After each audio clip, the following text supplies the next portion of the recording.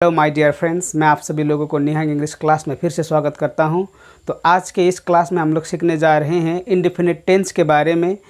जैसे कि हम लोगों ने पिछले वीडियो में सीखा है प्रेजेंट सिंपल के बारे में। वहां पर प्रेजेंट सिंपल का यूज़ कहां करना है, कब करना है और कैसे करना है, और किस तरह से हम लोग प्रेजेंट सिंपल को पहचानेंगे, उसके बारे में हम लोगों ने बहुत ही डिटेल रूप में हम लोगों ने सीखा है। तो आज हम लोग सीखने जा रहे हैं इंडेफिनिट टेंस, जो प्रेजेंट टेंस के दूसरा सब डिवीज़न से। फ्रेंड्स, प्रेजेंट टेंस के अंदर 5 सब डिवीज़न है। वो है present simple, indefinite tense, present continuous, present perfect continuous. Among them we have learn present simple. हम लोगों ने प्रेजेंट सिंपल सीख लिया है। आज के क्लास में हम लोग सीखने जा रहे हैं इंडेफिनिट टेंस के बारे में। तो ये इंडेफिनिट टेंस होता क्या है, ये इंडेफिनिट टेंस क्या है, इसके बारे में आज हम लोग जानेंगे।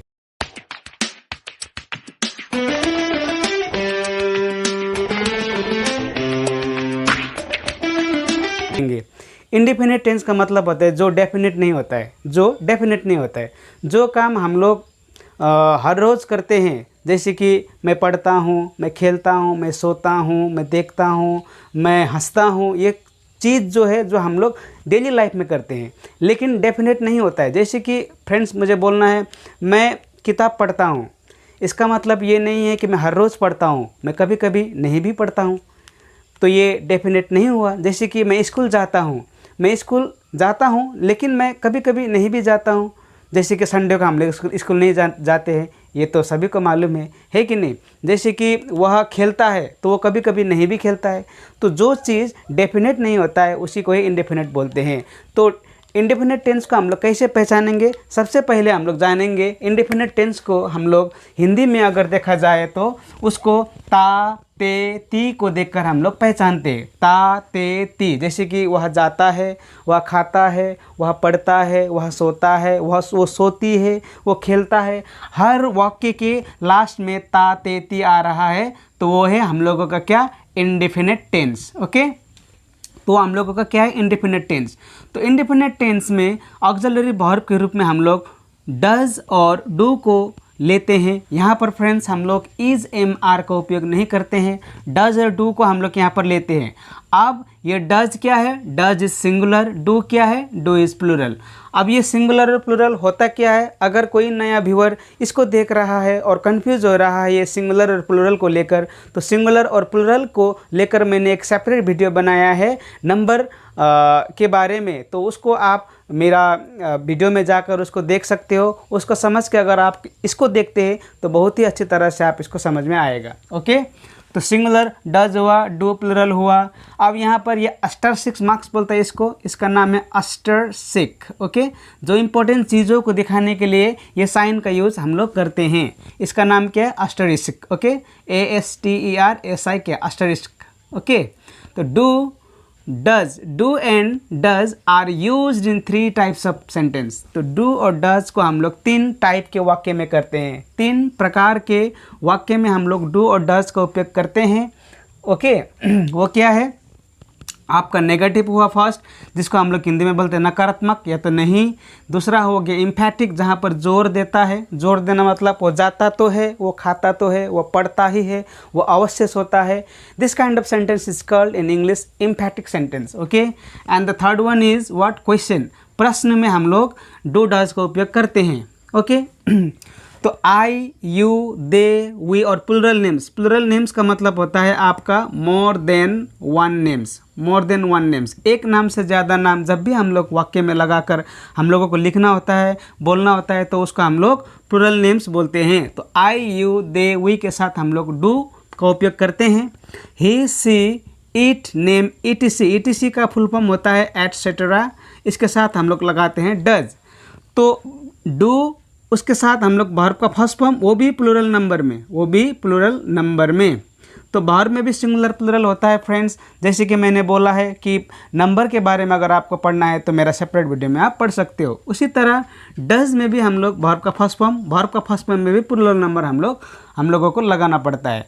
तो I, you, they, we plural names के साथ हम लोग लगाते हैं do. He, she, it, name, ETC के साथ लगाते हैं हम लोग डज। ओके, और उसके साथ प्लूरल वर्ब का नंबर।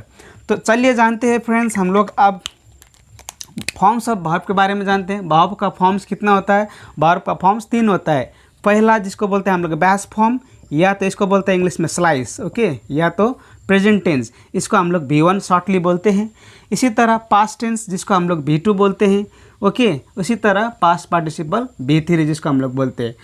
अभी हम लोग इन शॉर्ट बोलना है तो V1, V2, V3, ओके। तो नेक्स्ट लेक्चर में हम लोग जब भी वर्ब के बारे में डिस्कस करेंगे तब V1, V2, V3 बोलेंगे। लेकिन अभी हम लोग V1 को इंग्लिश में क्या बोलता है? बैस फॉर्म या तो प्रेजेंट टेंस। V2 को क्या बोलता है? Past tense. और V3 का क्या बोलता है? Past participle, okay. तो वर्ब का यहाँ पर मैंने कुछ एग्जाम्पल्स लिया है, जैसे कि गो, गोज। गो मीन्स क्या होता है? सभी को मालूम है, जाना। वेंट मीन्स गया। गॉन मीन्स जा चुका है, ऐसा वाला में आएगा, जा चुका है। तो गो और गोज का सेकंड फॉर्म वेंट होगा, थर्ड फॉर्म गॉन होगा। उसी तरह आप यहाँ पर देख सकते हैं कम और कम्स का सेकंड फॉर्म केम होगा, थर्ड फॉर्म कम होगा। इसका फर्स्ट फॉर्म भी कम, थर्ड फॉर्म भी कम ही होगा। प्ले और प्लेज का सेकंड फॉर्म प्लेड और प्लेड। प्ले मीन्स खेलना, प्ले मीन्स खेलना होता है, कम मीन्स आना होता है। उसी तरह ये आपका होगा आया, और ये होगा आपका हिंदी में खेला। तो यहाँ पर एक चीज़ हम लोगों को ध्यान रखना है, गो जो है ये क्या है? प्लूरल है। गोज जो है ये क्या है? Singular. Friends don't be confuse here. जब भी हम लोग वर्ब में एस लगाते हैं तो वो सिंगुलर बन जाता है। जब भी हम लोग वर्ब में एस लगाता है तो वो सिंगुलर बन जाता है। और जब भी हम लोग वर्ब से एस को ओमिट करते हैं, डिलीट करते हैं, तो वो बन जाता है प्लूरल नंबर। जैसे कि गो क्या है? प्लूरल। Goes singular. उसी तरह कम में एस नहीं है तो ये प्लूरल हो जाता है। कम्स क्या हो जाता है? सिंगुलर हो जाता है। प्ले प्लूरल हो जाता है। प्लेज क्या हो जाता है? सिंगुलर हो जाता है। तो इसको समझाने के लिए मैंने यहाँ पर लिखा है, जैसे कि नाउन और वर्ब ठीक उल्टा होता है। नाउन का उल्टा ठीक वर्ब होता है in the case of number. वचन के रूप में अगर हम लोग देखा जाए तो नाउन का ऑपोजिट क्या होता है? वर्ब। वर्ब का ऑपोजिट नाउन होता है। जैसे कि नाउन में जब एप्पल होता है तो एस नहीं है, तो ये क्या है हम लोगों का? S stands for singular, okay. जब एप्पल से प्लूरल है तो ये क्या हो जाता है हम लोगों का? प्लूरल हो जाता है। उसी तरह वर्ब में अगर नाउन एस नहीं है तो क्या बन जाता है? वो प्लूरल बन जाता है। और एस जब होता है तो वो क्या बन जाता है? वो सिंगुलर। जैसे कि देख सकते हैं यहाँ पर एप्पल्स और गोज। एप्पल्स नाउन में प्लूरल है तो गोज में क्या है हम लोगों का? सिंगुलर है वर्ब का केस में, okay.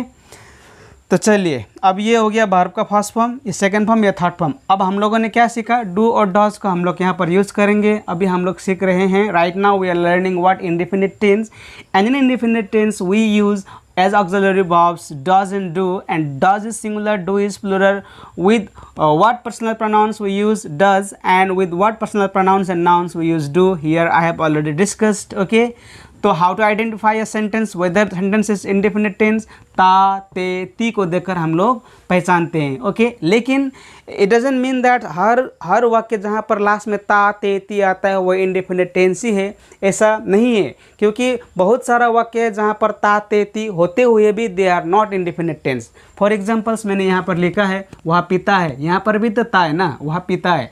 He is father, but यहाँ पर इसको हम लोग ये क्या है? ये इंडेफिनिट टेंस नहीं है। क्यों नहीं है ये? जैसे कि वह माता है, यहाँ पर भी ता है, यहाँ पर भी ता है। सी इज़ मदर, लेकिन ये इंडेफिनिट टेंस नहीं है। क्यों नहीं है?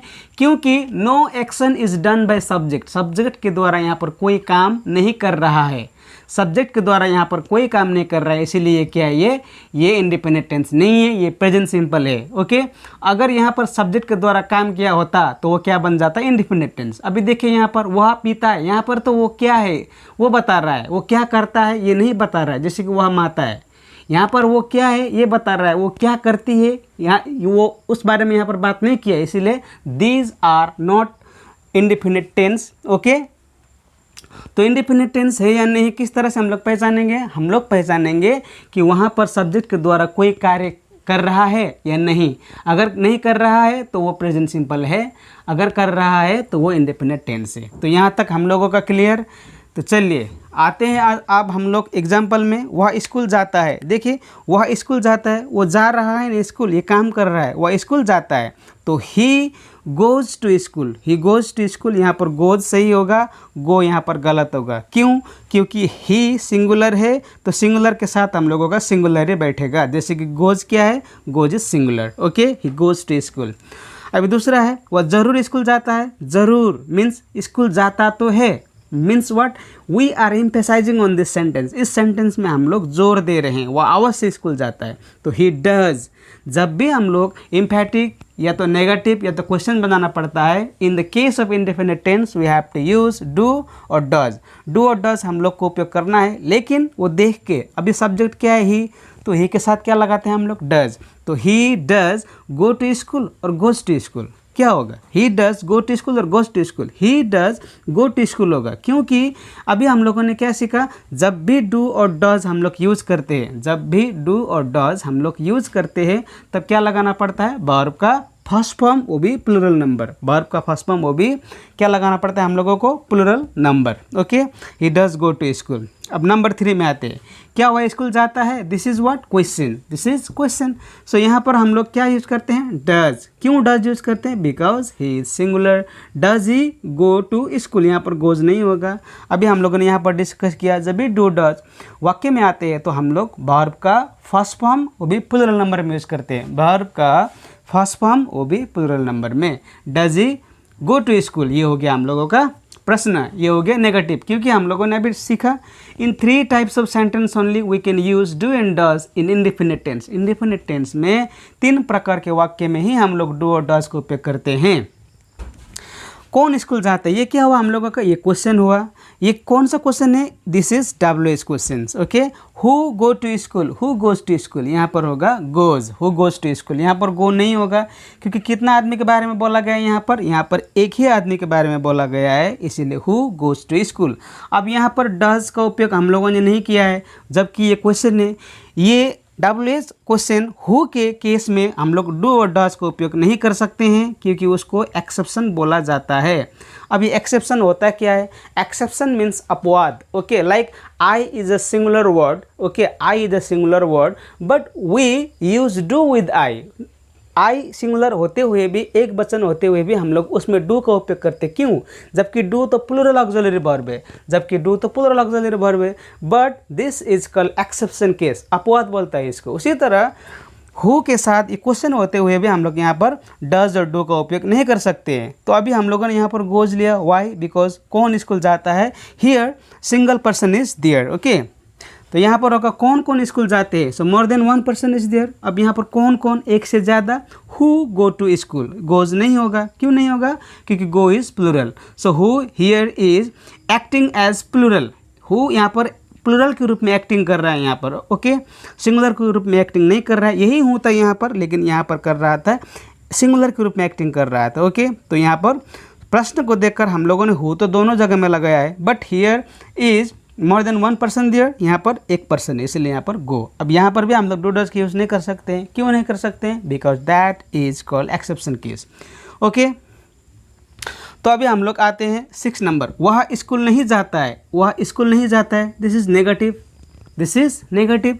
तो अभी हम लोग लिख सकेंगे he does not go to school, he does not go to school, यहाँ पर गो होगा, गोज नहीं होगा। क्यों नहीं होगा, क्योंकि with does we use verb first form, but that in plural number. तो he does not go to school हम लोग इस तरह से बोलते हैं। ओके, ये डज नॉट को हम लोग शॉर्टली डजन भी बोलते हैं, doesn't go to school, but doesn't, this will be informal. Okay, and what is formal, what is informal, we have already discussed. Okay, तो यहाँ पर आते हैं नेक्स्ट में, मैं कहानी पढ़ता हूँ, I read a story. I is a singular word, so with this you have to use read. अभी मैंने बोला ना, आई सिंगुलर होते हुए भी इसके साथ हम लोग प्लूरल वर्ब लगाते हैं इन इंडेफिनिट टेंस, और ऑक्सिलरी वर्ब भी हम लोग आई के साथ प्लूरल नंबर यूज़ करते हैं। जैसे कि डू, डू क्या है, डू तो हम लोगों का प्लूरल है, फिर भी आई के साथ लगाते हैं, क्यों, that is exception case. Okay, तो यहाँ पर आई के साथ हम लोग रीड लगाते हैं, प्लूरल और सिंगुलर, ये याद कीजिएगा आप। ओके, मैं अवश्य कहानी पढ़ता हूँ, यहाँ पर क्या अवश्य, मैं कहानी पढ़ता तो हूँ, अवश्य पढ़ता हूँ, दैट मीन्स व्हाट, मैं यहाँ पर फोर्स कर रहा हूँ, मैं यहाँ पर एम्फेसाइज कर रहा हूँ, तो दिस इज व्हाट, एम्फैटिक सेंटेंस। तो एम्फैटिक सेंटेंस में भी हम लोग डू और डज को उपयोग कर सकते हैं। तो I do read a story, मैं कहानी ज़रूर पढ़ता हूँ, ऐसा। जैसे कि लाइक ऐसा बोलता है ना, आप मेरे घर आना, you come to my home, ऐसा बोल सकते हो। या तो हम लोग को बोलना पड़ता है do come to my home, do come to my home मतलब आप ज़रूर आइए। डू लगाते हैं ना, जैसे कि प्लीज़ हेल्प मी, इसको हम लोग बोलते हैं डू प्लीज़ हेल्प मी। इस तरह से like you read this book, ये कहाँ ये किताब तुम पढ़ो, या तो आप बोल सकते हो डू रीड दिस बुक मतलब ज़रूर पढ़ना। इस तरह से हम लोग एम्फैटिक सेंटेंस बनाते हैं। क्या मैं कहानी पढ़ता हूँ, this is questions, this is question, so in this case you have to use do I read story. तो यहाँ पर ये आई सिंगुलर है, फिर भी डू प्लुरल का यूज़ हुआ है, यहाँ पर डज का यूज़ नहीं हुआ है, तो डोंट बी कन्फ्यूज। अभी मैंने यहाँ पर डिस्कस किया, आई सिंगुलर होते हुए भी इसके साथ हम लोग क्या लगाते हैं, प्लुरल ऑक्सिलरी वर्ब लगाते हैं, प्लुरल वर्ब लगाते हैं, ये अपवाद है। ओके फ्रेंड्स, तो आज के लिए इतना ही। हम लोगों ने जिस तरह से प्रेजेंट सिंपल के ऊपर हम लोगों ने एक्सरसाइज किया था, उसी तरह इंडेफिनिट के लेकर भी हम लोग यहाँ पर भी एक्सरसाइज करेंगे और अच्छी तरह से समझेंगे हर वो चीज़ को, क्योंकि हम लोगों को अभी जल्दबाजी नहीं करना है। Because there is a saying, एक कहावत है, कहावत इंग्लिश में सेइंग बोलता है, हैस्ट मेक्स वेस्ट। जल्दबाजी शैतान का काम होता है, जल्दबाजी करने से हमेशा बिगड़ता है। सो वेरी पेशेंटली, धैर्य के साथ हम लोग सीखेंगे हर चीज़ को, और हम लोग जानेंगे कि किस तरह से फार्मूला का यूज़ करके हम लोग एक अच्छा वाक्य बना सकेंगे। Okay, how can we make a handsome and beautiful sentence using formula of tense. Okay, तो थैंक यू फ्रेंड्स। अगर आपको मेरा कोशिश अच्छा लग रहा है तो इस चैनल को सब्सक्राइब कीजिएगा, कमेंट कीजिए, लाइक कीजिए और हो सके तो ज़्यादा से ज़्यादा शेयर कीजिए। Thank you very much.